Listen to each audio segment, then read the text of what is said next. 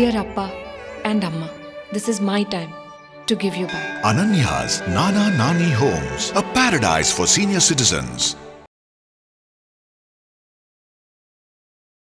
சேலத்தில் 2 வயதானவர்களுக்கு அதுவும் குறிப்பாக விவசாயிகளுக்கு சமன் அளித்த விவகாரம் தான் வந்து மிகப்பெரிய அளவில் தமிழ்நாட்டில் பேசுபொருளாக மாறி இருக்கு. எல்லாருமே இந்த விஷயத்தை எப்படி பார்க்குறாங்கன்னா ஈடியோட நிறுத்திடுறாங்க. இப்போ நாம வந்து அதை கையில் எடுத்த பிறகு யார் இந்த பிரச்சனைக்கெல்லாம் காரணம்? பாஜகவினுடைய கிழக்கு மாவட்ட செயலாளராக தற்போது இருக்கக்கூடிய குணசேகரன்கிற ஒரு கேரக்டர். இது ஏன் வந்து ஈடியை வந்து அந்த விவசாயிகளை விசாரிக்கவே கூடாது அப்படிங்கிற ஒரு வாதத்தை மற்ற நபர்களும் ஏன் வைக்கிறாங்க? அப்படி சொல்லலை. இந்த 4 வழக்குல இந்த ஒரு வழக்குக்கு மட்டும் முக்கியத்துவம் கொடுத்து ஈடி சமன் அனுப்ப வேண்டிய அவசியம் என்ன? சரியாகத்தான் நீ அவர்கள் மீது சமன் அனுப்பியிருக்கிறேன்னா நீ ஏன் பின்வாங்குற? இப்போ உங்கள்கிட்ட ஏதோ பிரச்சனை இருக்குன்னு இருக்குல்ல, யாரோ அழுத்தம் இருக்கணும், உடனே வந்து வேகமா வர்றாங்கல்ல, சவுக்கு சங்கர் மாதிரியான அரசியல் வேகமா வர்றாங்கல்ல. இல்ல சவுக்கு சங்கரை நீங்க விமர்சிங்க, ஆனா அப்படின்னா அது சரியான வார்த்தையா இருக்கு. அதுதான் சரியான வார்த்தை. வடநாட்டு அதிகாரி ஹிந்து பல்லனை ஆங்கிலத்தில் டிரான்ஸ்ஃபர் பண்றாரு. எப்படி சரியா டிரான்ஸ்ஃபர் பண்றாரு?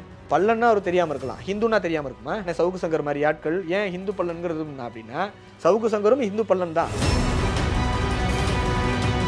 இந்த விவகாரத்துல சவுக்கு சங்கர் என்ன அப்படி தப்பா எதுக்கு முட்டு கொடுக்கறீங்க? என்ன தேவை இருக்கு? பத்திரிக்கையாளர் அவர் கருத்து இருக்கிறார். சொல்லுங்க, நீங்க சொன்ன என்ன கருத்து சொன்னாருன்னு சொல்லுங்க.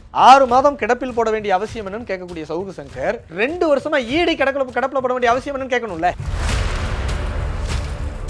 சென்னை அலுவலகத்தில் வேலை செய்யறவங்க கண்டிப்பா தமிழ்நாட்டில் தொடர்பு உள்ளவங்க தான் இருப்பாங்க. சவுக்கு சங்கருக்கு எப்படி தெரியும் 30 லட்சம் ரூபா வந்து பணம் அந்த அக்கௌண்ட்ல வந்திருக்கலாம்? நீ அசம்ஷன் பண்றதுக்கு ஹூ ஆர் யூ? 30 லட்சம் கை மாறி இருக்கலாம்னா என்ன சொல்றாரு? 30 லட்சம் எளிய பின்னணி உள்ள விவசாயிக்கு ஒரு 30 லட்சம் ரூபா டிரான்ஸ்ஃபர் ஆனா லோக்கல்ல ஒரு தகவல் சொல்ல மாட்டாங்க. சவுக்கு சங்கர் என்ன பேசணும்னு கிருஷ்ணசாமியும் சங்கர்குருவும் சொல்லக்கூடாது இல்ல. இதுல தென்காசி தொகுதி எங்க வந்தது? தென்காசி தொகுதி கிடைக்காததால் விரக்தியில போய் விவசாயிகளுக்கு ஆதரவு தெரிவிக்கிறான்னு சொல்றதுக்கு நீ யாரு? இல்ல தென்காசி தென்காசி தொகுதியில நான் போட்டியிடுவேன்னு சொல்லி 6 மாசத்துக்கு முன்னாடி கிருஷ்ணசாமி 6 மாசம் இல்ல, நாங்கள் 6 தடவை 30 ஆண்டுகளா போட்டியிட்டு இருக்கிறோம். இப்ப ஏன் வந்து பாரதிய ஜனதா கட்சியை விமர்சிக்கிறார்? நாங்கள் பாஜகவை பிரச்சனை பண்ணணும் நாங்க போல, பிரச்சனை பண்றவர் பாஜக காரரா இருக்கிறார். இல்ல நான் என்ன கேக்குறேன், இல்ல நீங்க சொன்னதுபடி 2005ல இருந்து அவர் இவ்வளவு கட்சி மாறி இருக்காரு, ரைட்டுங்களா? அப்படி இருக்கும்போது இவ்வளவு நாள் புதிய தமிழகம் கட்சியோ சங்கர் குருவோ எங்க போனீங்க? தென் மாவட்டத்தில் கொதிச்சு போய் கிடக்கிறான் தேவேந்திர குல வேளாளர் எல்லாம். தேவேந்திர குல வேளாளர்கள் பாதிக்கப்பட்டா மட்டும் அண்ணாமலை பேச மாட்டாரா? இந்தியா அலைன்ஸ்ல இருக்கும்போது தெரியலையா இதெல்லாம்? ஆச்சு.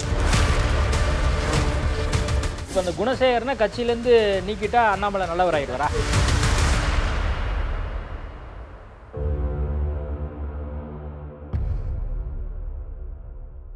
ஐபிசி தமிழ் நேயர்களுக்கு வணக்கம். இன்றைய நேர்காணலில் நம்மோடு இணைந்திருப்பவர் புதிய தமிழகம் கட்சியை சேர்ந்த சங்கர் குரு அவர்கள். வணக்கம். வணக்கம்.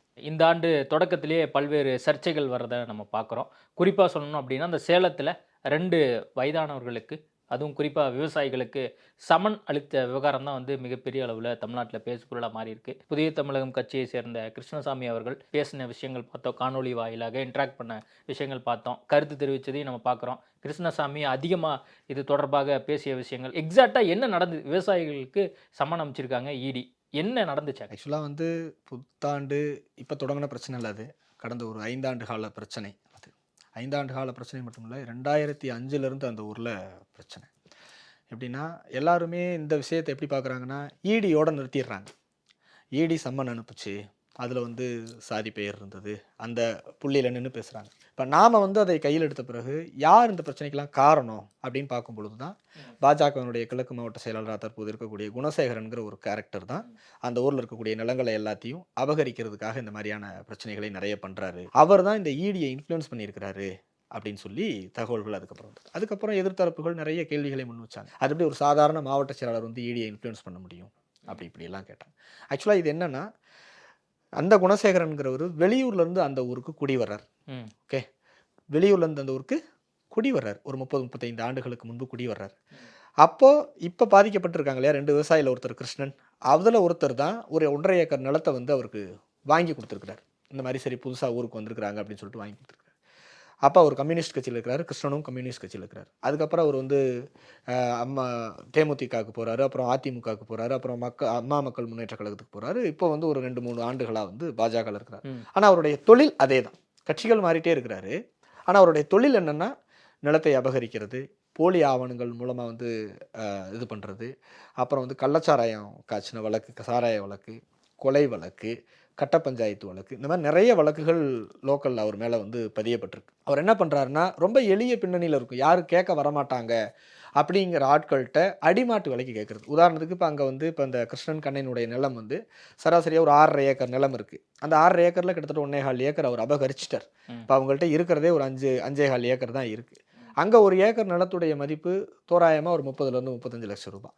6 ஏக்கர் நிலத்தையுமே 30 லட்சம் ரூபாய்க்கு ஒரு விலைக்கு கேட்குறது. எப்படி கொடுப்பாங்க அவங்க? இதே மாதிரி ஒரு இடத்தகராறில் தான் குணசேகரனுடைய அப்பா கொல்லப்படுறார். இதே மாதிரி இட பிரச்சனை, இதே மாதிரியான லேண்ட் கிராப்பிங், நில அபகரிப்பு பிரச்சனையில் தான் கொல்லப்படுறாரு. அதன் பிறகு இவர் குணசேகரன் ஒரு கொலை வழக்கு, ஒரு கொலை வழக்கில் இருக்கிறார். அவர் ஒரு 30 நாளுக்கு மேலே வந்து சிறையில் இருக்கிறாரு. அதுக்கப்புறம் ஜாமீனில் வந்து இது பண்ணுறாரு. அதுவும் இதே மாதிரி நில அபகரிப்பு தொடர்பானது தான். கடந்த 4/5/2022 அன்னைக்கு மஞ்சுநாதன் அப்படிங்கிற ஒருத்தருடைய நிலத்துக்கு போகிற வழித்தடத்தை, அவர் வாரிசு அடிப்படையில் வந்த நிலத்தை அவர் வழக்கு போகும்பொழுது சம்மந்தப்பட்டவங்க இவங்க இருக்கிறதுனால அந்த வழித்தடத்தை இவர் மறைச்சி வச்சுட்டு போகக்கூடாதுன்னு ஒரு 50 மீட்டர் இருக்கக்கூடிய நிலத்துக்கு அவர் 2.5 கிலோமீட்டர் சுற்றி போகக்கூடிய சூழல் உருவாகுது. நான் அந்த வழி தான் போவேன்னு மறிச்சதுக்கு கடந்த 2022 அவர் தலையில் வெட்டி அவர் வந்து ஹாஸ்பிட்டலைஸ் ஆகி, அதுக்கப்புறம் அந்த வழக்கு அந்த நிலைமைப்பு வழக்கில் அவரும் இருக்கிறாரு, கோர்ட்டில் நடந்துக்கிட்டு இருக்குது. இது தொடர் கதை. அவர் மீது 1-2 வழக்கில் சம்மந்தப்பட்ட இது அவரை வந்து இப்போ கூட அண்மையில் கூட அவர் மாநில தலைவர் அண்ணாமலை போய் சந்தித்த பொழுது அவர் மிகவும் நல்லவர், எங்கள் மாவட்ட செயலாளர் ரொம்ப நல்லவர் அப்படின்லாம் வந்து அவருக்கு சர்டிஃபை பண்ணியிருந்தார். அந்த நல்லவர் மேலே இந்த கிருஷ்ணன் கண்ணையன் கொடுத்துருக்கக்கூடிய வழக்கு, லேண்ட் கிராப்பிங் வழக்கு, அது இல்லாமல் இந்த மஞ்சுநாதன் கொடுத்துருக்கக்கூடிய லேண்ட் கிராப்பிங் வழக்கு, அதுபோக 2020ஆம் ஆண்டு செல்லியம்மன் பாளையம் தொடக்க வேளாண்மை கூட்டுறவு கடன் சங்கத்தில் போய் தன்னுடைய மனைவி, தன்னுடைய தம்பி பேரில் ஏற்கனவே கடன் இருக்கக்கூடிய பத்திரத்தின் மீது மீண்டும் கடன் தர முடியுமா முடியாதா அப்படின்னு பணியாளர்களை மிரட்டிய வழக்கு அதில் வந்து என்ன பண்ணுறாங்கன்னா, அவங்க மேலே புகார் கொடுக்குறாங்க. அந்த புகாரின் அடிப்படையில் ஒரு 15 நாள் வந்து சிறையிலேருந்து வந்திருக்கிறாரு. அதுபோக ஃபாரஸ்ட் டிபார்ட்மெண்ட்டு, ஓகே, ஃபாரஸ்ட் டிபார்ட்மெண்ட்டில் வந்து அனுமதி இல்லாமல் 2 ஜேசிபியை கொண்டு போய் அவர் நிலத்துக்கு வந்து இடையூறாக வந்து விலங்குகள் வருதுன்னு சொல்லிட்டு சுற்றி குழியை தோண்டி ஜேசிபியில் குழி தோண்டி இருக்கிறாங்க. அப்போ அதிகாரிகள் போய் என்ன பண்ணுறாங்க அப்படின்னா, அவரை வந்து இது பண்ணுறாங்க, அந்த ஜேசிபி வந்து செப்தி பண்ணுறதுக்காக மூவ்மெண்ட் இது பண்ணுறாங்க. இவர் போய் உடனே தன்னோட அடியாட்களை விட்டு கேமராவை பிடுங்கி அடுக்கி உடைக்க கொலை முயற்சி பண்ணாங்கன்னு சொல்லிட்டு அதுவும் ஃபாரஸ்ட் டிபார்ட்மெண்ட்டில் கேஸ் ஆகிருக்கு. ஓகே, இந்த மாதிரி தொடர்ந்து அதில் பாருங்க, கொலைவெறி தாக்குதல் நடத்துகிறாரு, கொலை செஞ்சிருவன்னு மிரட்டுறாரு. இதே மாதிரி தான் எல்லாருக்கிட்டையும் அவர் தொடர்ந்து கொலைவெறி தாக்குதல் நடத்துறாரு. இப்போ தான் அந்த இடம், இந்த இடத்துல இருந்து இங்கே இடம் இருக்குது, இந்த இதெல்லாம் போட்டு மறைச்சி வச்சிருக்காரு, அந்த பாதையை வரக்கூடாதுன்னு தட்டி கேட்டால் வெட்டுறாரு. 2005 கொலை வழக்கு பின்னணி உள்ள இவரை பார்த்து எல்லாரும் பயப்படுறாங்க. 30 வருஷத்துக்கு மேலே அந்த ஊருக்கு குடியேறினவருக்கு இன்னைக்கு 30 ஏக்கர் கிட்ட நிலம் இருக்குது. எங்கே இருந்தது, எப்படி வந்திருக்கும், என்ன தொழில் செய்கிறாரு, இந்த கேள்விகள்லாம் இருக்குல்ல. ஒரு விவசாயிகள், ஒரு 70 வயது மதிக்கத்தக்க விவசாயிகள் ஒருத்தர் மேலே குற்றச்சாட்டு சொன்னால் அந்த குற்றச்சாட்டை என்னன்னு கேட்கணும்ல, இல்லையா? வெறும் ஒரு வழக்குன்னா இவ்வளவு வழக்குகளையும் ஒருத்தர் மறைச்சிட்டு எப்படி ஒரு மாவட்ட செயலாளராக இருக்க முடியும்? இல்லை, நீங்கள் சொன்னது ஒவ்வொரு குற்றச்சாட்டாக அவர் மீது வைக்கிறீங்க. 2005 அவர் மீது பல்வேறு குற்றச்சாட்டுகள் இருக்குது அப்படின்னு நீங்கள் சொல்கிறீங்க. இப்போது அந்த குணசேகருக்கும் அந்த 2 விவசாயிகளுக்கும் பிரச்சனை. இந்த பிரச்சனையில குணசேகர் அந்த 2 விவசாயிகளுக்கு மட்டும் பிரச்சனை இல்லைன்னு சொல்றேன் நான். இல்ல, அதான் பல்வேறு நபர்களோட பிரச்சனை இருந்திருக்குன்னு சொல்றீங்க. நம்ம இந்த பிரச்சனையை எடுத்துப்போமே, விவசாயிகள் பிரச்சனையை எடுத்துப்போம். இப்போ இவங்க 2 பேருக்கு பிரச்சனை நடக்குது இல்ல, இது தொடர்பாக வந்து வழக்கம் வந்து தொடரப்பட்டிருக்கு, அது ஒரு புறம் போயிட்டே இருக்கு. இப்போ இடி வந்து சமன் அனுப்புறாங்க விவசாயிகளுக்கு. இது தொடர்பாக கிருஷ்ணசாமி அவர்களும் அறிக்கை விட்டதை பார்த்தேன், பொதுவெளியில் பேசினதையும் பார்த்தேன். இடி சம்மன் அனுப்பிச்சிருக்காங்க, அவங்க பதில் கொடுத்தா என்ன ஏது அப்படிங்கிறது தெரிஞ்சிட போகுது. இது ஏன் வந்து இடியை வந்து அந்த விவசாயிகளை விசாரிக்கவே கூடாது அப்படிங்கிற ஒரு வாதத்தை ஏன் புதிய தமிழகம் கட்சியும் மற்ற நபர்களும் ஏன் வைக்கிறாங்க? அப்படி சொல்லலை, நீங்க நல்லா புரிஞ்சுங்க. இடிங்கிறது எவ்வளவு பெரிய அமைப்புன்னு உங்களுக்கு தெரியும். அமலாக்கத்துறை, செந்தில் பாலாஜி 1 லட்சம் கோடி ஊழல், பொன்முடி வருமானத்திற்கு அதிகமான சொத்து, அமைச்சர் பெருமக்கள், பெரிய ஆட்கள், அதிகார பலம் கொண்டவர்கள், ஆயிரக்கணக்கான 5000 பல்லாயிரக்கணக்கான கோடி ரூபாயை வந்து புழங்கக்கூடியவர்கள், இவர்கள் மீது இடி ஒரு சம்மன் அனுப்புறதுக்கும் பாருங்க, இந்த மாதிரி வைல்ட் லைஃப் ஆக்ட் இருக்கு இல்லையா, 2240 வழக்கு all over India, different various type of cases. 2111. இதெல்லாம் என்னன்னா அந்த வனவிலங்குகள் துன்புறுத்தப்படுறது இந்த மாதிரியான ஆக்டுகள். 2767 கேஸ். Okay, 1901 case. இதெல்லாம் ஆயிரங்கள்ல இருக்குது. எங்க உத்தரப்பிரதேசில் மட்டும் 1317 வழக்குகள் பதிவாயிருக்கு, ராஜஸ்தானில் 308, ஹிமாச்சல் பிரதேசில் 169, ஜார்க்கண்டில் 146, கர்நாடகாவில் 94. ஆனால் தமிழ்நாட்டில் 6 ஆண்டுகளையும் சேர்த்து வெறும் 4 வழக்குங்க. இந்த 4 வழக்கில் இந்த ஒரு வழக்குக்கு மட்டும் முக்கியத்துவம் கொடுத்து ஈடி சம்மன் அனுப்ப வேண்டிய அவசியம் என்ன இருக்கு? இந்தியாவில் இவ்வளவு வழக்குகள் இருக்கும் பொழுது அப்போ யாருடைய அழுத்தம்? ஏதோ ஒன்று இருக்குல்ல, குற்றம் இருக்குல்ல. சரி, நீ சரியாகத்தான் நீ அவர்கள் மீது சம்மன் அனுப்பியிருக்கிறேன்னா நீ ஏன் பின்வாங்குற? இப்போ உங்கள்கிட்ட ஏதோ பிரச்சனை இருக்குன்னு இருக்குல்ல, யாரோ அழுத்தம் இருக்கணும், உடனே வந்து வேகமாக வர்றாங்கல்ல, சவுக்கு சங்கர் மாதிரியான அரசியல் வேகமாக வர்றான்ல, வந்து தமிழ்நாடு உளவுத்துறை. நம்ம சவுக்கு சங்கர் நம்ம எதன் அடிப்படையில் சொல்றோம், அல்லது ஏதாவது வீடியோ ஆதாரம் இருக்கா அல்லது ஆடியோ ஆதாரம் இருக்கா அப்படின்னு நம்ம கேட்க வேண்டியது இருக்கும். நம்ம அதை பத்தி போவேன். சவுக்கு சங்கரை நீங்க விமர்சிங்க, ஆனா அப்படின்னா அது சரியான வார்த்தையா இருக்கு. அதான் சரியான வார்த்தை. எளிய பின்னணி கொண்ட 70 வயது மதிக்கத்தக்க விவசாயிகள். நீங்க கட்சியில இருக்கீங்க, புதிய தமிழகம் கட்சியில இருக்கீங்க, கிருஷ்ணசாமிக்கு நல்லா தெரியும், அவர் அரசியல்வாதியா இருந்திருக்காரு, எம்பியா இருந்திருக்காரு. நான் கேட்கிறேன், ஈடியினுடைய நடைமுறை என்னங்கிறது உங்களுக்கும் தெரிஞ்சிருக்கும், கிருஷ்ணசாமிக்கும் தெரிஞ்சிருக்கும். இதுக்கு ஏன் இவ்வளவு கொந்தளிக்கிறாருன்னு எனக்கும் தெரியல. ஈடியினுடைய நடைமுறை நான் சொல்லிடுறேன். ஈடியினுடைய நடைமுறை இது வந்து காங்கிரஸ் ஆட்சியில கொண்டு வராங்க. ஈடி வந்து சாட்சியத்துக்காக சம்மன் அனுப்புறாங்களா அல்லது வந்து உங்களை கைது பண்ண போறோம் அப்படிங்கிறது வந்து சம்மன் அனுப்புறாங்களாங்கிறது சொல்ல வேண்டிய அவசியம் இல்லைன்னு சொல்லி அந்த சட்டத்திலே சொல்லப்பட்டிருக்கு. அப்படிங்கிற கருத்துக்களை நான் சொல்லல, ஈடியினுடைய சட்டமும் சொல்லுது, வழக்கறிஞர்களும் சொல்றாங்க. இது கிருஷ்ணசாமிக்கு தெரியும், சங்கர் குருக்கும் தெரியும். அப்புறம் என்ன, அவங்க சம்மன் அனுப்பிச்சிருக்காங்க, நீங்க போய் கேட்கக்கூடிய கேள்விக்கு பதில் அளிக்க போறாங்க, அவ்வளவுதானே. கிளாரிஃபை பண்ணணும்ல. அந்த 2 விவசாயிகள் வக்கீலை கூப்பிட்டு நேர ஈடி ஆஃபீஸ்க்கு வர்றாங்க. சம்மன் ரீச் ஆன உடனே நேரம் இங்கே வர்றாங்க. என்ன பண்ணணும்? ஈடி என்ன பண்ணணும்? நீங்கள் என்னை வந்து விசாரணைக்கு கூப்பிட்றீங்க, நான் வந்துட்டேன், என்ன பண்ணணும்? விசாரிக்கணும்ல. விசாரிக்கணுமா விசாரிக்க கூடாதா? வழக்கறிஞரை கூட்டிட்டு வந்திருக்காங்க. வழக்கறிஞரை ஆஃபீஸில் உட்கார வைங்க. வழக்கறிஞர் யாரோடையும் சேரவே கூடாதா? சட்டத்தில் இருக்கா? சொல்லுங்க. அவங்களுடைய நடைமுறைப்படி கூட யாரும் வரக்கூடாது அப்படின்னு அதிகாரிகள் முடிவு பண்றாங்க. பிரிவென்ஷன் ஆஃப் மணி லாண்டரிங் ஆக்ட்ல வழக்கறிஞர்கள் யாரும் பாதிக்கப்பட்டவங்க கூட வரக்கூடாதுன்னு இருக்கா? விசாரணை நாங்கள் தனியாக விசாரிச்சுக்கிறோம், அது வேற. புரியுதா? நாலேஜ் இல்லாதவங்க நாலேஜ் உள்ளவங்களை அழைச்சி தானே வருவாங்க. ஏன் வித்ட்ரா பண்ணுறீங்க? இப்போ ஈடி சரியாகத்தான் நடந்ததென்றால் நீங்கள் வித்ட்ரா பண்ண வேண்டிய காரணம் என்ன, அவசியம் என்ன, அதை சொல்லுங்க. நாங்கள் வேற ஆஸ்பெக்டில் சொல்கிறோம். புரியுதுங்களா? 2017 2 காட்டெருமைகள் இவர் வீட்டுக்கு இவருடைய நிலத்தை பாதுகாக்கிறதுக்காக அமைஞ்ச விண்வெளியில் வந்து விழுந்து இறந்ததாக வழக்கு. புரியுதுங்களா? 2017 வழக்கு, 2021 அது. இவர்கள் குற்றமற்றவர்கள் நிரூபிக்கப்படுது. எதன் அடிப்படையில் நிரூபிக்கப்படுது? எருமையா புதைச்சிட்டாங்க. இல்ல, ஈடி என்ன நினைக்கலாம் அப்படின்னா, இப்ப நான் நீங்க சொன்ன விளக்கத்தினால சொல்றேன், அந்த வழக்குங்கிறது முடித்து வைக்கப்பட்டது. என்ன நினைச்சிருப்பாங்கன்னு சொல்லுங்க. இல்ல, என்ன நினைச்சு அவங்க ஒருவேளை அனுப்பிச்சிருக்கலாம்னா, இப்படி நடந்திருக்கா அதை வந்து சொல்லுங்கன்னு கூட அவங்க நினைச்சிருந்திருக்கலாம்ல. அதை வந்து நீங்க பதிவு பண்ணுங்க. வழக்கு முடித்து வைக்கப்பட்டது, நீ என்ன நடந்திருக்குன்னு உங்களுக்கு தெரியும், நீங்க நியாயவான். அப்படிங்கும்போது இதை நீங்க கருத்தா தெரியும். ஈடி கண்ணை மூடிக்கொண்டா இருக்கு. 2017 2021 வரை 4 ஆண்டுகள் ஒரு நீதிமன்றத்தில் நடந்த வழக்கு. அந்த வழக்குல அரசு தோத்து போகுது.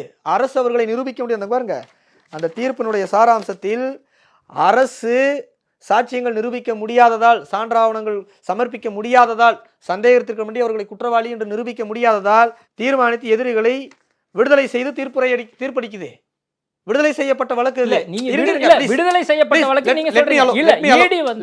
இல்ல, ஈடி வந்து எதுக்காக சம்மன் அனுப்பிச்சிருக்காங்கன்னு சொல்லி ஈடி அதிகாரிகளுக்கும் அந்த கூப்பிட்டு விசாரிச்சாங்களே அந்த 2 விவசாயிகளுக்கு மட்டும் தான் தெரியும், வேற யாருக்குமே தெரியாது. நம்ம ஊடகங்கள்லயும் கிருஷ்ணசாமியும் சங்கர் குருவும் சவுக்கு சங்கரும் மத்த நபர்களும் கருத்து தெரிஞ்சா இது எப்படி சரியா இருக்கும்? அவங்களா வந்து சொன்னா என்ன விளக்கம் கொடுக்குது? இந்த சம்மனுக்கு என்ன விளக்கம் கொடுக்குது? அங்க இருக்கக்கூடிய வனத்துறை கொடுத்த புகாரின் அடிப்படையில், அதானே ஸ்டேட்மெண்ட். அதை காமிங்க. ஆக்சுவலாக என்ன தெரியுங்களா நடந்தது? அங்க வழக்கு முடிச்சு வைக்கப்படுது, டிஸ்போஸ் பண்ணப்படுது. புரியுதுங்களா? அப்போ ஈடி ஃபாரஸ்ட் டிபார்ட்மெண்ட்டுக்கு ஒரு லெட்டர் அனுப்புது. என்ன லெட்டர் அனுப்புது? இந்த மாதிரி இந்த வழக்கு குறித்த ஆவணங்களை எங்களுக்கு அனுப்புங்க அப்படின்னு. ஃபாரஸ்ட் டிபார்ட்மெண்ட் என்ன ரிப்ளை பண்ணுது? இது முடித்து வைக்கப்பட்ட வழக்கு, குற்றமற்றவர்களும் விடுதலையான வழக்கு அப்படின்னு அவங்க கடப்பில் போட்டுறாங்க. வெறும் எஃப்ஐஆர் காப்பியை மட்டும் வச்சுட்டு நீ இங்கிருந்து ஹிந்து பல்லன் அப்படின்னு ஒரு கவரில் அனுப்புறேன்னா என்ன நியாயம் இது? சொல்லுங்க.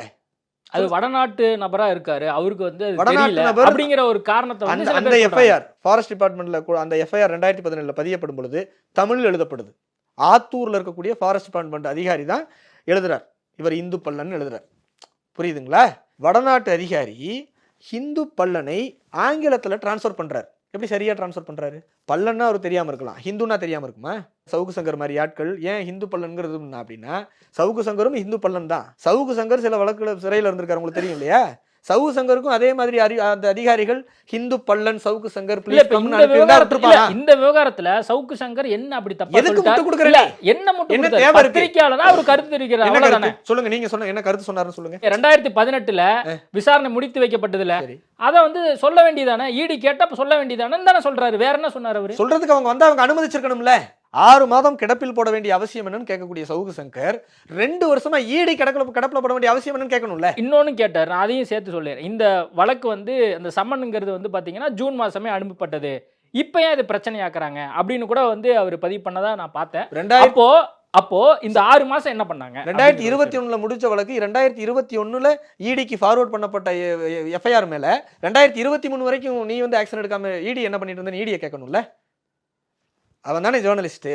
ஒரு எளிய விவசாயிகள் கிராம பின்னணியில் உள்ளவங்க ஆக்சஸ் பண்ணுறதுக்கு 6 மாதம் ஆயிடுச்சு, அவங்க முயற்சி பண்ணியிருக்கிறாங்க. அந்த அதிகாரி சொல்லியிருக்கிறாரு நீங்கள் போயிட்டு திருப்பி வாங்கன்னு சொல்லியிருக்கிறாரு. இப்போ ஒன்றும் இல்லைன்னு இருக்கிறாரு, காத்துட்டு இருக்காங்க. மீண்டும் இது பிரச்சனை பூதாகரமாகுது, மீண்டும் அவன் லேண்டு அவங்க இடத்தை அபகரிக்கிறதுக்கு அவன் இங்கே பாருங்க, இங்கே ஈடி பிரச்சனை இல்லை, ஈடியை ஆக்சஸ் பண்ணுறதா அவங்க சந்தேகிக்கக்கூடிய குணசேகரன் தான் பிரச்சனை. குணசேகரன் ப்ரெஷர் கொடுக்க என்ன தேவை இருக்குன்னு சொல்லுங்க. இல்லை, இப்போ ஈடிக்கு யாரோ தகவல் கொடுக்குறாங்க, அதன் பேர்ல வந்து அந்த 2 விவசாயிகளுக்கு வந்து எல்லாமே இந்திக்காரங்களா? சென்னை அலுவலகத்துல தானே போச்சு. சென்னை அலுவலகத்துல வேலை செய்யறவங்க கண்டிப்பா தமிழ்நாட்டில் தொடர்பு உள்ளவங்க தான் இருப்பாங்க. சவுக்கு சங்கருக்கு எப்படி தெரியும் 30 லட்சம் ரூபா வந்து பணம் அந்த அக்கௌண்ட்ல வந்திருக்கலாம்? நீ அசம்ப்ஷன் பண்றதுக்கு who are you? நீ யாரா? கருத்து கேக்குறாங்க, கருத்து தெரிவிக்கிறாங்க, அவ்வளவுதான். கிருஷ்ணசாமி எல்லா ஊருக்கும் போயிட்டு வராரு, எல்லா மாவட்ட கருத்தையும் வந்து கேக்குறாங்கல்ல, பதில் சொல்றாருல. அது மாதிரி பத்திரிகையாளர் அவர்கிட்ட ஒரு கேள்வி கேக்குறாங்க, பெருந்தொகை கை மாறி இருக்கலாம் தான் நீ அசம்ப்ஷன் சொல்லணும். 30 லட்சம் கை மாறி இருக்கலாம் அப்படின்னா, கை மாறி இருக்கலாம்னா என்னது? 30 லட்சம் கை மாறி இருக்கலாம்னா என்ன சொல்றாரு? 30 லட்சம் பேங்க்ல டெபாசிட் பண்ணியிருந்தா வங்கி அதிகாரிக்கு தெரியாதா? 30 லட்சம் எளிய பின்னணி உள்ள விவசாயிக்கு ஒரு 30 லட்சம் ரூபாய் டிரான்ஸ்பர் ஆனா லோக்கல்ல ஒரு தகவல் சொல்ல சவுக்கு சங்கர் என்ன பேசணும்னு கிருஷ்ணசாமியும் சங்கரும் சொல்லக்கூடாது இல்ல. நீ என்ன பேசுறன்னு சொல்லணும். இதுல தென்காசி தொகுதி எங்க வந்தது? தென்காசி தொகுதி கிடைக்காததால் விரக்தியில போய் விவசாயிகளுக்கு ஆதரவு தெரிவிக்கிறான்னு சொல்றதுக்கு நீ யாரு? இல்ல, தென்காசி தொகுதியில நான் போட்டியிடுவேன்னு சொல்லி 6 மாசத்துக்கு முன்னாடி கிருஷ்ணசாமி 6 மாசம் இல்ல, நாங்கள் 6 தடவை 30 ஆண்டுகளா போட்டியிட்டு இருக்கிறோம். இப்ப ஏன் வந்து பாரதிய ஜனதா கட்சியை விமர்சிக்கிறார் அப்படிங்கிற கேள்வியை பத்திரிகையாளரா சவுக்கு சங்கர் வைக்கிறார். இதுல என்ன உங்களுக்கு பிரச்சனை? குணசேகரன் என்கிற ஒரு கல்பிரிட் குற்றவாளி அங்க இருக்கக்கூடிய இளைய விவசாயிகளை துன்புறுத்துறார். அங்க போய் எளிய விவசாயிகளுக்காக களமாட வேண்டியது ஒரு ஜனநாயக சக்தியான புதிய தமிழகத்தின் கடமை. நாங்கள் அப்படித்தான் இது வரைக்கும் களமாடி இருக்கிறோம். அந்த களத்தில் குற்றவாளி பாஜக காரரா இருக்கிறார். நாங்கள் பாஜகவை பிரச்சனை பண்ணணும்னு அங்க போல, பிரச்சனை பண்றவர் பாஜக காரரா இருக்கிறார். இல்ல நான் என்ன கேக்குறேன், இல்ல நீங்க சொன்னதுபடி 2005ல இருந்து அவர் இவ்வளவு கட்சி மாறி இருக்காரு, ரைட்டுங்களா? அப்படி இருக்கும்போது இவ்வளவு நாள் புதிய தமிழகம் கட்சியோ சங்கர் குருவோ எங்க போனீங்க? இப்போ உடனடியா தேர்தல் வரக்கூடிய நேரத்துல நீங்க இந்த மாதிரி கருத்து தெரிவிக்கிறீங்க, பாஜகவுக்கு எதிராக ஒரு கருத்து தெரிவிக்கிறீங்கன்னா இயல்பா சந்தேகம் வரும் தானே? பாருங்க, அப்படின்னா நாங்க திமுகவுக்கு ஆதரவாக தான் பேசிட்டு இருக்கணும் தேர்தல் வரப்போகுதுன்னா. புரியுதுங்களா? நாங்கள் கட்சியெல்லாம் பார்க்கல. கடந்த அதிமுக ஆட்சியில் பொறுமையாக கேளுங்க, கடந்த அதிமுக ஆட்சியில் அணக்குறை முத்துன்னு சொல்லிட்டு ஒரு விவசாயி வந்து கஸ்டோடியல் டெத் ஆனார். அதிமுக ஆட்சி, நாங்கள் அதிமுக கூட்டணியில் இருக்கிறோம், நாங்கள் தான் அதை வெளியில் கொண்டு வந்தோம். பாதிப்பு நடக்கும் பொழுது பாராளுமன்ற தேர்தலை யோசிச்சுட்டு இருக்குமா? நாங்கள் அப்படி யோசிக்கிற கட்சி இல்லை, நாங்கள் அப்படி யோசிக்கிற தலைவர் இல்லை. இருக்கலாம் தான் அவர் சொன்னாரு. அந்த அசப்ஷன் சொல்றதுக்கு உனக்கு அந்த ஆனந்த் ஐயா சாமிகிட்ட வாங்கின காசு பேச வைக்குது. அமர் பிரசாத் ரெட்டி விஷயத்தில் இடி சொன்னா, அல்லது போலீஸ் டிபார்ட்மெண்ட் சொன்னா, அல்லது உளவுத்துறை சொன்னா சரி. அதே இன்னைக்கு திடீர்னு நீ பாஜக ஆதரவா பேசுறான்னு நீ பாஜக காசு வாங்கியிருக்குங்கிறது தானே உண்மை. இடி டிபார்ட்மெண்ட் தன்னுடைய குற்றத்தை மறைக்கிறதுக்காக இடி டிபார்ட்மெண்ட்ல யாரோ ஒரு ஆள் ஒன்றை காசு கொடுத்து பேச சொன்னார் தானே உண்மை. எனக்கு தெரியும் வந்து தென்காசி சவுக்கு சங்கட்ட சொல்லி நீங்க இந்த விவகாரத்துல சப்போர்ட் பண்ணி பேசுங்க அப்படின்னு சொல்லி பரப்ப வேண்டிய அவசியம் என்ன இருக்கு? 30 லட்சம் தொகையை சொல்ல வேண்டிய அவசியம் என்ன இருக்கு? 70 வயசு விவசாயி வேட்டைக்கு போவாங்களா? பாதிக்கப்பட்டது யாரு? விவசாயிகள் பாதிக்கப்பட்ட. நீங்க யாருக்கு ஆதரவா பேசுவீங்க? என்ன உண்மையா அதைத்தானே நம்ம எடுத்து என்ன உண்மை நீங்க சொல்லுங்க. இவ்வளவு நேரம் அன்றைய நிலையில இந்த கேஸ் எல்லாம் எடுத்து காமிச்சேன்ல. ஓகே, இது பூரா கவர்மெண்ட்டுடைய காவல்துறை மற்ற துறைகள் எல்லாம் கொடுத்த வழக்குகள். சரி, இதெல்லாம் உண்மையா பொய்யா? அதான் நம்ம பாக்குறோம்ல, என்ன நடந்திருக்குன்னு பாக்குறோம்ல. குற்றவாளிக்கு எதிராக இவ்வளவு சாட்சியங்கள் இருக்கும் பொழுது, அவர் இவ்வளவு பெரிய குற்றப்பணி உள்ளவர் இருக்கும் பொழுது, கொலை வழக்கு, போலி ஆவணங்கள் தயாரிச்ச வழக்கு, சிறைக்கு 2 முறை சிறைக்கு போயிட்டு வந்தவர், ஸ்டில் இப்பவும் வழக்கு நிலுவையில் இருக்கக்கூடியவர், இவரை மிகவும் நல்லவர் என்று அண்ணாமலையும் இல்ல, நீங்க வந்து அண்ணாமலை மிக நல்லவர்னு சொன்னதாக நான் எங்கேயும் செய்தியில பார்க்கல, வீடியோலயும் நான் பார்க்கல. நீங்க இருந்தா காட்டுங்க. இதான் அந்த டாபிக். சன் நியூஸ்ல எங்கள் மாவட்ட செயலாளர் மிகவும் நல்லவர். நல்லவர் மேல எவ்வளவு பிரச்சனை இருக்குல்ல? இல்ல, அந்த நல்லவருங்கிற வார்த்தை அவர் சொன்னாரா? நீங்க எனக்கு டவுட்டா இருக்கு. அப்படி தப்பா இருந்துச்சுன்னா அதையும் நம்ம ஆட் பண்ணி பிரச்சனை இல்ல. 10வது கூட படிக்காதவர், என்ஃபோர்ஸ்மெண்ட் டைரக்டரேட்டுக்கு அவருக்கு அர்த்தம் கூட தெரியாது. யாருக்கு? 5-6 கட்சி போய் இவ்வளவு தூரம் 30 வருஷத்துக்கு முன்னால குடியேறின ஒரு 30 ஏக்கர் நிலத்துக்கு சொந்தக்காரராக இருக்கிறவருக்கு ஒரு அறிவும் இருக்காது. ஆனா அப்பா வாங்கி கொடுத்த 6.5 ஏக்கர்ல 1.5 ஏக்கரை இவர்கிட்ட பறி கொடுத்துட்டு 5 ஏக்கரை காப்பாத்துற போராடுற விவசாயிகள் பினாமி 30 லட்சம் அக்கௌண்ட்ல வந்துருச்சு, எருமைகளை கொண்டு கொம்ப கடத்திட்டாங்க, இடி அவருக்கு சம்மன் அனுப்புனது சரி, அவர் கவர்ல சாதி போட்டு அனுப்புறது ஒரு சாதாரண நடைமுறை, இதெல்லாம் சரியாகுமா? இல்ல, அண்ணாமலை அப்படிலாம் சொல்லல. நான் கேக்குறேங்க, அண்ணாமலை நீங்க சொன்னதா சொல்றீங்க. அண்ணாமலை வந்து ஜாதி போட்டு பேர் அமைச்சது வந்து வட மாநிலங்கள்ல அப்படி பண்றாங்க, இங்க அப்படி போட்டா அது தவறு, நானே வந்து விவசாயிகளுக்காக தர்ணா பண்றேன் அப்படிங்கிற வரைக்கும் அண்ணாமலை பேசினார் இந்த விவகாரம் தொடர்பா. இந்த விவசாயிகள் இடத்தை பறிகொடுத்தது, நிலத்தை பறிகொடுத்து நிற்பது உண்மையா பொய்யா? ஆத்தூர்ல தானே இருந்தீங்க. பாதிக்கட்ட விவசாயிகளை போய் பார்த்து, ஒரு கிறிஸ்தவரில் யாராவது இறந்துட்டா போய் இங்கேருந்து போய் பார்த்துறீங்கல்ல, உடனே ட்வீட் ரிப்ளை பண்ணுறீங்கல்ல, 1000 ட்வீட் ஒரு நாளைக்கு, உங்களையும் என்னை விட அதிகமாக ட்விட்டரில் ஆக்டிவில் இருக்கிற அவர் தான். ஓகே, ஏன் இதில் இவ்வளவு மௌனமாக இருக்கிறீங்க? போய் நேரில் விவசாயியும் சந்திச்சு மாவட்ட செயலாளரையும் சந்திச்சு பார்க்க வேண்டியதானே? ஆத்தூரில் தானே இருக்கார் அவரு, மாவட்ட செயலாளர் உங்களுக்கு கட்டுப்பட்டவர் தானே. கூப்பிட்டு விசாரிக்கிறத விட்டுவிட்டு அவருக்கு நீங்கள் நற்சான்றிதழ் வழங்கிட்டு இருந்தீங்கன்னா, இதே மட்டும் தான் தென் மாவட்டங்களில் இவ்வளவு தொடர் படுகொலைகள். அண்ணாமலை ரியாக்ட் பண்ணது ஒன்று காமிங்க. 3 வருஷத்துல 53 படுகொலைகளுங்க. பட்டியலினத்தவர்கள் பாதிக்கப்பட்டாருன்னு வந்து மதுரையில் ஒரு சம்பவத்துக்கும் மணிமூர்த்தி ஒரு சம்பவத்துக்கும் சின்ன தீண்டாமை பிரச்சனைக்கு வாய்ஸ் கொடுக்குறாருல. பாதிக்கப்பட்டவர் பட்டியலினம் என்றால் பாதிப்பை ஏற்படுத்தணும் என்ன என்னன்னு நீ சொல்லணும்ல. அதானே அறம், அதானே நேர்மை. பாதிக்கப்பட்டவன் பட்டியலினத்தை சேர்ந்தவன், ஆனால் பட்டியலிருந்து வெளியேற போராடக்கூடிய தேவேந்திர குல வேளாளரை சேர்ந்தவன். பாதிப்புக்கு உண்டாக்கணும் என்ன இனம் நீ பேசணும்ல. அதானே துணிச்சல் உள்ள ஒரு அரசியல்வாதிக்கு அழகு. அப்ப நீ பயப்படுறல, அதை சொல்றதுக்கு பயப்படுறல. தென் மாவட்டத்தில் கொதிச்சு போய் கிடக்கிறான் தேவேந்திர குல வேளாளர் எல்லாம். தேவேந்திர குல வேளாளர்கள் பாதிக்கப்பட்டா மட்டும் அண்ணாமலை பேச மாட்டாரா? இங்க பாதிக்கப்பட்ட தேவேந்திர குல வேளாளர் அப்படி பேச மாட்டாரா? இல்ல, தேவேந்திர குலர் வேளாளர் பாஜக அண்ணாமலை அப்படியே கொண்டு போறீங்க. அதுதானே ஃபேக்ட். பேசியிருக்கணும்ல. ஜனநாயக சக்திகள் அனைத்தும் பேசக்கூடிய பிரச்சனை. என்டிஏல இருக்கும்போது இதெல்லாம் உங்களுக்கு தெரியலையா? தமிழகத்துக்கு என்டிஏ அலைன்ஸ்ல இருக்கும்போது தெரியலையா இதெல்லாம்? இப்பதானே கொலைகள் நடக்குது. தேவேந்திர குல வேளாளர் அரசாணை கொடுத்த பொழுது நாங்களும் ஆதரிச்சு சந்தோஷ புலங்காகிதம் அடைந்தவர்கள் தானே. இல்ல, நட்புல தான் இதெல்லாம் வந்து அண்ணாமலைக்கு நீங்க சொன்னீங்கன்னா பேசிற போற. நேரடியா மோடி அணுகக்கூடிய இடத்துல கிருஷ்ணசாமி இருக்காரு. நேரடியா கடந்த, அதாவது என்டிஏனுடைய முதல் கூட்டத்துக்கு கிருஷ்ணசாமி பக்கத்துல தான் இருந்தாரு. நேரடியா டேக் பண்ணி இந்த மாதிரி ஒரு குற்றப்பின்னணி உள்ளவர் இந்த மாதிரி லேண்ட் கிராப்பிங் பண்றாரு, தப்பு பண்றாரு, இவரை நீங்க வந்து இடைநீக்கம் செய்யுங்க அப்படின்னு அவரை டேக் பண்ணி இது வரைக்கும் எங்கள் தலைவர் எந்த அரசியல் தலைவரையும் டேக் பண்ணி பேரை பயன்படுத்தி ஃபேஸ்புக்லயோ எந்த அறிக்கையில் எழுதுனதில்லை. முதல் முறையா எழுதினாரு. ஏன், என்ன நோக்கத்துக்காக எழுதினாரு? குற்றம் நடக்குது, அது உங்க கவனத்துக்கு கொண்டு வரோம், நீங்க அதை விசாரிங்கன்னு. நீங்க அதே குற்றவாளியை கொண்டு போய் மிகவும் நல்லவர், எங்கள் மாவட்ட செயலாளர் நல்லவர், நீங்க வந்து நற்சான்று வழங்கிட்டு இருந்தீங்கன்னா இவ்வளவு குற்றப்பின்னணி உள்ளது இது பூரா சும்மா வெறும் பேப்பராது. இல்ல, இந்த விவசாயிகள் பிரச்சனை ஏன் வந்து நீங்க பாஜக அண்ணாமலை அப்படி கொண்டு போறீங்க? சம்பந்தப்பட்ட ஒரு பாஜக மாவட்ட செயலாளர் தானே, நடவடிக்கை எடுக்கிற அந்த கட்சி தானே, அவர் அதிகாரம் செலுத்துவது நான் பாஜக மாவட்ட செயலாளருங்கிற மமதை தானே. அந்த மமதையின் காரணமாக தானே இந்த போலீஸ் யாரும் கேஸ் எடுக்க மாட்டாங்க, லோக்கல்ல யாரும் இவங்கிட்ட போறதுக்கு பயப்படுறாங்க. இவன் ஒரு ஸ்கார்பியோல 4-5 பேரை வச்சுக்கிறான், அருவா வச்சு மிரட்டுறான். எல்லாம் இதெல்லாம் வெறும் பேப்பரா? எல்லாம் மேல ஒரு குற்றச்சாட்டு தானே. இது எப்படி இது? இந்த மாதிரி எதையுமே தென் மாவட்ட கொலைகளை தேவேந்திர குல வேளாளர் படுகொலை செய்தால் நேரடியாக நீங்கள் அதை அணுக மாட்டீங்க, பண்ண மாட்டீங்க. இங்கே பாதிக்கப்பட்ட ஒரு உங்கள் கட்சிக்காரராக இருந்தாலும் பாதிக்கப்பட்டது தேவேந்திர குல வேளாளர்னா எளிய மக்களுக்காக பேச வேண்டிய நீங்கள் பேச மாட்டீங்கன்னா, நாளைக்கு நீங்கள் உங்கள் கட்சியில் நாளைக்கு ஏதோ தனியாக நீங்கள் சுயேட்சையாக ஒரு வேட்பாளரை போட்டு தென் மாவட்டத்தில் ஓட்டு கேட்ட போனால் உள்ள விடுவானா? இல்லை, அதான் இப்போ பாஜக கூட்டணியில் நீங்கள் வெளியே வந்துட்டீங்களா இப்போ? அதாவது அது தேர்தல் நேரத்தில் முடிவு பண்ணுறதுங்க, புரியுதுங்களா? யார் இனிமேல் திமுக நான் கூட்டணியே வைக்க மாட்டேன்னு பாஜக அறிக்கை கொடுக்க முடியுமா? அல்லது அவங்க வச்சதே இல்லையா? திமுக செய்யற குற்றங்களை அவங்க தட்டி கேட்கறது இல்லையா? தவறு நடக்கும் பொழுது நீங்கள் எளிய மக்கள் பின்னால, பாதிக்கப்பட்டவங்க பின்னால் நிக்கணுங்கிறது அறம். அரசியல் பிழைத்தோருக்கு அறம் தான் கூற்று. ஒரு ஐபிஎஸ் அதிகாரி 20,000 புத்தகம் படித்தவருக்கு அங்க லோக்கல் ஆத்தூர்ல நடந்த பிரச்சனையை விசாரிக்கிறதுக்கு முடியாதா? பதில் சொல்லணும்ல. உலக போராட்டங்கள், உலக வல்லாதிக்கங்கள் எல்லாம் சேர்ந்து நடக்கக்கூடிய எல்லா பிரச்சனைகளும் நீ எடுத்து படிங்க. வரலாற்றில் யாரெல்லாம் போராளிகளோ அவர்களெல்லாம் எளியவர்கள் பக்கம், பாதிக்கப்பட்டவர் பக்கம், கேட்பாரற்றவர்கள், குரலற்றவர்கள் குரலாக தான் இருந்திருக்கிறாங்க. அதிகாரத்தின் குரலா எந்த தலைவரும் இருக்க மாட்டாங்க. அப்படி இருக்கிற தலைவரா இருக்க முடியாது. அதிகாரம் நான் என்ன கேக்குறேன்னா, இப்ப அந்த குணசேகரனை கட்சியில இருந்து நீக்கிட்டா அண்ணாமலை நல்லவரா?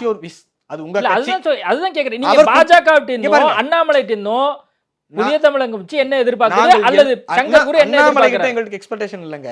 இல்ல இப்ப நீங்க தொடர்ந்து குணசேகரனை ஏன் கட்சியில வச்சிருந்திருக்கீங்க அப்படிங்கிற மாதிரியான ஒரு கட்டமைப்பு தான் உருவாக்குறீங்க. ஒட்டுமொத்தமாக ஒரு குற்றவாளி, அந்த குற்றத்திற்கு துணை போகக்கூடிய, அப்ப அதை மட்டும் பேசுங்க. நீங்க வந்து தேவேந்திர குலார் எல்லாரும் அண்ணாமலைக்கு எதிராக கூடிடுவாங்க. தென் மாவட்டத்தில் இத்தனை படுகொலை செய்யப்பட்ட பொழுது, படுகொலை நடந்த பொழுது பேசாததற்கான காரணம் என்ன? இந்த 6 மாசத்துக்கு முன்னாடி எதுவுமே நடக்கலையா சார்? நடந்ததான் சொல்றோம். அப்பெல்லாம் எங்க தொடர்ந்து ஏன் அப்ப ஏன் பேசலன்னு நான் கேக்குறேன். தொடர்ந்து ஏன் பேசலன்னு கேக்குறோம். இப்ப இல்ல, முதல்ல கேட்டுட்டு தான் இருக்கோம். தொடர்ந்து ஏன் பேசல? இல்ல இப்போ இவ்வளவு வீரியமா பேசுறீங்களே, அதுக்கு முன்னாடி பேசியிருந்தீங்கன்னா இன்னும் பெட்டரா இருந்திருக்குமே. அதாவது நான் என்ன சொல்றேன், தொடர்ந்து நடந்துட்டே இருக்கு ஒரு சூழ்நிலை. அது இப்படி இருக்கலாம், அப்படி இருக்கலாம், நாம ஒரு அசம்சன் போவோம். தொடர்ந்து பேசவே இல்லைன்னா இது பர்பஸ் இல்ல. அப்போ கிருஷ்ணசாமி இல்ல, அப்ப கிருஷ்ணசாமி வந்து அண்ணாமலை நல்லவர்னு அவரு நினைச்சிட்டாரோ இவ்வளவு நாள்? அதாவதுங்க, இது அந்த மாதிரியானது இல்லைங்க. இல்ல, இப்ப நீங்க தான் சொன்னீங்க தொடர்ந்து இவர் பேசுவார், நாங்க எதிர்பார்த்தோம். ஆனா வந்து எதிர்பார்த்தோம். அப்போ நாங்க வந்து இப்ப பேச வேண்டிய ஒரு கட்டாயத்தை சொல்லல அப்படிங்கிற மாதிரி பொருள் தானே வருது. யாரும் பேசுவார்கள் என்று எதிர்பார்த்து நாங்கள் களத்தில் இல்லை. 95-96 காலகட்டத்தில இருந்து இப்ப வரைக்கும் தலைவர் அவர்கள் தனியாளா நின்று பிரச்சனை எல்லாம் சால்வ் பண்ணிட்டு வராரு. பட் ஜனநாயக சக்திகள்கிட்ட ஒரு பொதுவான எதிர்பார்ப்பு என்னன்னா, ஒரு குற்றம் நடக்கும் பொழுது பாரபட்சம் இல்லாம கேட்கணும். அவன் இந்த சாதி, இந்த மதம் இதெல்லாம் இருக்கக்கூடாது. பாதிக்கப்படுறவன் பக்கம் நிற்கணும். அதான் ஜனநாயக சக்திகளினுடைய அறம். அப்படி இருக்கும் பொழுது இந்த அறம் பெறுவதற்கான காரணம் ஒருவேளை தேவேந்திர குல வேளாளர் என்பதாலோ அப்படிங்கிற ஐயம். அது எங்களுக்கு மட்டும் இல்லை, பொதுவாக நீங்கள் சோசியல் மீடியாவில் பாருங்க, எங்க மக்கள் பேச ஆரம்பிச்சிட்டாங்க. இவ்வளவு பாதிப்பு நடந்த பொழுது ஏன் பேசல? தேவேந்திர குல வேளாளர் என்று பெயர் கொடுத்தோம், நாங்க தான் கொடுத்தோம்னு மாறுதட்டிக்கிற அண்ணாமலை இந்து பல்லன்னு போட்ட பொழுது அவர்கள் போராடி பெற்ற பெயர், அந்த மக்கள் கஷ்டப்பட மாட்டாங்களான்னு கேட்கணும்ல. என்னை கவுண்டர் என்று போட்டால் நான் வேண்டாம் என்று சொல்வேன். எங்களையும் தேவேந்திர குல வேளாளர் என்று போட்டிருந்தால் நாங்கள் வேற மாதிரி தான் அணுகியிருப்போம். புரியுதுங்களா? அந்த சம்பந்த குணசேகர் இன்டர்வியூல பேசும் பொழுது பாவம் தாழ்த்தப்பட்டவர்கள்ன்றாரு. எங்கேயோ இருந்து வந்த ஊர்ல இருந்து, ஒரு வெளியூர்ல இருந்து வந்து குடியிருந்தவன், இங்க வந்து குடி வந்தவன் இன்னைக்கு 30 ஏக்கருக்கு அதிபதி. அங்கேயே இருந்தக்கூடிய மக்கள் இவங்கிட்ட இருந்து நிலத்தை பாதுகாக்க போராடுறாங்க. பாவம் தாழ்த்தப்பட்ட சான்றிதழ் கொடுக்குறான்னா இவன் எவ்வளவு பெரிய கல்பிரிட்டா இருக்கணும்? புரிய வேண்டாம் உங்களுக்கு? இல்ல, நான் என்ன கேட்கிறேன், இதை வந்து நீங்க அரசாங்கத்தை நோக்கி போகாம முழுக்க அரசாங்கத்தையும் நோக்கி. இப்ப சவுக்கு சங்கர் போற ஆட்கள் வந்து இங்க உளவுத்துறை குற்றம் செய்துன்னு சொல்றாங்கல்ல, அப்ப உளவுத்துறை இதை கவனத்தில் எடுத்துக்கணும். தமிழ்நாடு போலீஸ் இடி அதிகாரிகள், ஏப்பா நீ ஏன் அனுப்புன, இப்ப ஏன் பின்வாங்குற, இந்த அதிகாரிகள் ஏதாவது தப்பு பண்ணியிருக்கிறாங்களா?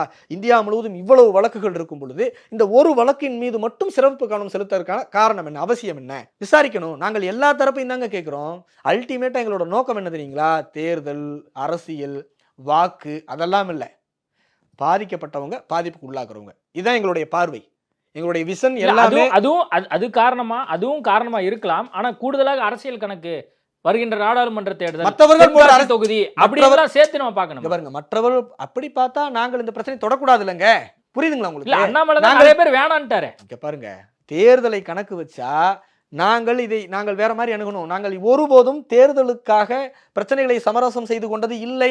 நாங்கள் பிரச்சனைகளை தீர்க்க வந்தவர்கள், பிரச்சனைகளுக்காக போராட வந்தவர்கள். வெறும் தேர்தல் அரசியல் என்றால் 95-96 காலகட்டத்திலேயே எங்கள் தலைவர் 10 சீட் 20 சீட் வாங்கி எங்கேயோ போயிருக்கலாம். இல்ல, நான் இன்னொன்னு கேட்கிறேன். கிட்டத்தட்ட ரொம்ப நாளா அண்ணாமலையும் கிருஷ்ணசாமி அவர்களும் எவ்வளவு க்ளோஸுங்கிறது எல்லாத்துக்குமே தெரியும். ஒரு போன் அடிச்சு ஏங்க எங்க ஆளுக்காக பேசுங்க அப்படின்னு சொன்னா அண்ணாமலை பேசிட்டு போறாரு. இங்க பாருங்க, நீங்க சுவிட்சர்லாந்துல இருக்கீங்களா, ஜெர்மனில இருக்கீங்களா, தகவல் தொடர்பே இல்லையா? 5 நிமிஷம் 10 நிமிஷத்துக்கு ஒருக்க அண்ணாமலை ட்வீட் போட்டுருக்காருங்க. புரியுதுங்களா உங்களுக்கு? நான் இங்கே கூட்டிக் கொண்டிருக்கிறேன், நான் இந்த ஆசிரமத்தில் இருக்கிறேன். இல்ல, நான் என்ன கேட்கிறேன், இந்த 2 விவசாய பிரச்சனையை நீங்க ஒட்டுமொத்த ஒரு சமுதாய பிரச்சனையா மாத்த பாக்குறீங்களா? பாருங்க, டிஃபால்ட்டா ஒரு பிரச்சனை நடக்குது, பிரச்சனைக்கு உரியவர்கள் பாஜக மாவட்ட செயலாளராக இருக்கிறாரு, பாதிக்கப்பட்டவர் தேவேந்திர குல வேளாளராக இருக்கிறாரு. இதை வச்சு ஒரு அரசியல் பண்ணலாம். அப்படியா? அண்மையில இவ்வளவு தென் மாவட்ட படுகொலைகளுக்கு பேசாததற்கான காரணம் கேட்பமா கேட்க மாட்டேன். அதுதான் நான் கேட்கிறேன். எங்க போனீங்கன்னு கேட்கிறேன். உங்களுக்கு இந்த கேள்வி டிராவல் பண்ணார்ல, நீங்க கேட்டிருந்தீங்க. நீங்க என்ன காமிங்கப்பா? ஏங்க அண்ணாமலை தான் எல்லாத்துக்கும் ரியாக்ட் பண்ணிருக்காருலங்க, ஏங்க அப்படி அவர் மேல அபாண்டவா பழி சுமத்துறீங்க? சொல்லுங்க. நான் அபாலஜிஸ் சார் வாங்கிக்கிறேன். நீங்க மன்னிப்பு கேட்டுக்கிறேன். நீங்க ரெண்டு பேர் அண்ணன் தம்பியா பழகுறீங்க, கூட்டணி கட்சியா அப்படியெல்லாம் ரொம்ப பாருங்க. அந்யோன்யமா இருக்கீங்க. நான் வெளியிருந்து இங்க பார்க்கக்கூடிய ஒரு நபர், இங்க கேளுங்க. வெளியிருந்து பார்க்கக்கூடிய ஐடியா- நபர். அப்படி இருக்கும்போது நீங்க ஈஸியா அசஸ் பண்ணக்கூடிய இடத்துல நீங்க இருந்துகிட்டு நீங்க வந்து ஏதாவது காட்டுங்களேன் அப்படின்னா இது எப்படி அதான் நீங்க வாஸ்தவமா சொல்றீங்கல்ல, வக்காலத்து வாங்குறீங்களா, அரசியல் பேசுறீங்கன்னு சொல்றீங்கல்ல, அந்த வக்காலத்து நாங்கள் அரசியல் பேசல, அறத்தை பேசுறோம்னு நான் சொல்றேன். ஒரு கட்சியினுடைய மாநில தலைவர், நீங்கள் மாநில தலைவராக இருக்கக்கூடிய மாநிலத்தில் பிரச்சனை நடக்குது, இதில் நீங்கள் பாகுபாடு காட்டினால் கோபம் வருமா வராதா? கோபம் வருமா வராதா? அந்த கோபத்தில் இருக்க நியாயத்தை புரிஞ்சுக்காம நீங்கள் அரசியல் பேசுறீங்கன்னா, அரசியல் பேசினா நாங்கள் வேற பேசணும். நாங்கள் இது அரசியல் பேசல. அப்படி பார்த்தா பாதிக்கப்பட்டவர் கம்யூனிஸ்ட் கட்சியை சேர்ந்தவர், கம்யூனிஸ்ட் கட்சியோட நிர்வாகி. நாங்கள் அப்படி பார்க்கல. குரலற்றவர்களின் குரலாக ஒலிப்பது புதிய முயற்சியினுடைய வரலாற்று கடமைங்க. நாங்கள் அதைத்தான் செய்கிறோம். ஓகே. இந்த விவசாயிகள் பிரச்சனை அடுத்த கட்டத்துக்கு இப்போ வந்து வித்ட்ரா பண்ணிட்டாங்க, இடி வந்து வித்ட்ரா பண்ணிட்டாங்க. இன்னும் அவங்க மேலே ஏதாவது அழுத்தங்கள் கொடுக்கப்படலாம் மேபி ஃபியூச்சரில். அதை வந்து எப்படி நாங்கள் வந்து பாதிக்கப்பட்டவர்களுக்கு உறுதுணையாக இருக்கிறோங்க. இப்போவும் எங்களுடைய மாவட்ட செயலாளர்கள், எங்களுடைய நிர்வாகிகள் அவர்களுக்கு உறுதுணையாக இருக்கிறாங்க. எந்த நேரமும் எங்களை ஆக்சஸ் பண்ணக்கூடிய க்ளோஸ் டு வாட்ச் எங்கள் கூட கனெக்டில் இருக்கிறாங்க, கான்டாக்டில் இருக்கிறாங்க. தலைவருக்கு மனு எழுதி அனுப்புகிறாங்க, எல்லாம் அனுப்புகிறாங்க. இப்போ இதில் வந்து கூடுதலாக இந்த இடிக்கு யார் அழுத்தம் கொடுத்தது அதை கண்டுபிடிக்கணும். இடி வந்து வனத்துறையிலிருந்து எங்களுக்கு புகார் தெரிவிக்கப்பட்டது அப்படிங்கிறாங்களே, அந்த புகாரை காமிக்கணும். புரியுதா? இந்தியா முழுவதும் இவ்வளவு வழக்குகள் இருக்கும் பொழுது இதன் மீது நாங்கள் ஏன் சிறப்பு கவனம் செலுத்தணும், இதற்கு மட்டும் ஏன் சம்மன் அனுப்பணும்னு எங்களுக்கு காமிக்கணும். அதற்கடுத்து வெறும் எஃப்ஐஆர், தமிழ் இந்து பள்ளன் என்றிருந்த எஃப்ஐஆர் இங்கிலீஷுக்கு மொழியாக்கம் செய்யும் பொழுதும் அதே இந்து பள்ளன் என்று மாறுதே. இதற்கான இன்டென்ஷன் என்ன அப்படிங்கிறத தெளிவுபடுத்தணும். குறிப்பிட்டு ஒரு சாதியின் பெயரை, அதுவும் போராடி 100 ஆண்டு கால போராட்டத்திற்கு பிறகு தேவேந்திர குல வேளாளர் என்று நாங்கள் வாங்கியிருக்கிறோம். அதை வழி எங்களுக்கு தான் தெரியும், போராட்டம் எங்களுக்கு தான் தெரியும். யாருடைய இன்டென்ஷன்? குணசேகரன் பேசக்கூடிய தொனியும் ஈடி இந்து பலன் எழுதுகிற தொனியும் ஒரே மாதிரி இருக்கு. அவர்கள் அங்கே இருக்கக்கூடிய தேவேந்திர குல மக்களை தாழ்த்தப்பட்டவர்களாகத்தான் பார்க்குறான். பேசும் பொழுது தாழ்த்தப்பட்டவர்கள், பாவம் தாழ்த்தப்பட்டவன். இவன் என்ன பாவம் சொல்றதுக்கு இவன் பெரிய ராஜா வீட்டு கண்ணுக்குட்டி. இவன் என்ன தாழ்த்தப்பட்ட, இதை எப்படி அந்த கட்சியினுடைய மாநில தலைவர் வந்து அனுமதிக்கலாம்? நாங்கள் தார்மீகமாக கேட்குறோம். நான் அண்ணாமலை இடத்தில் அர்னாட்ஸா இருந்தாலும் நாங்கள் அதை தான் கேட்டுப்போம், பெர்னாட்ஸா இருந்தாலும் அதை தான் நாங்கள் கேட்டுப்போம். நாங்கள் நியாயத்தை கேட்குறோம், அவ்வளோதான். சரிங்களா?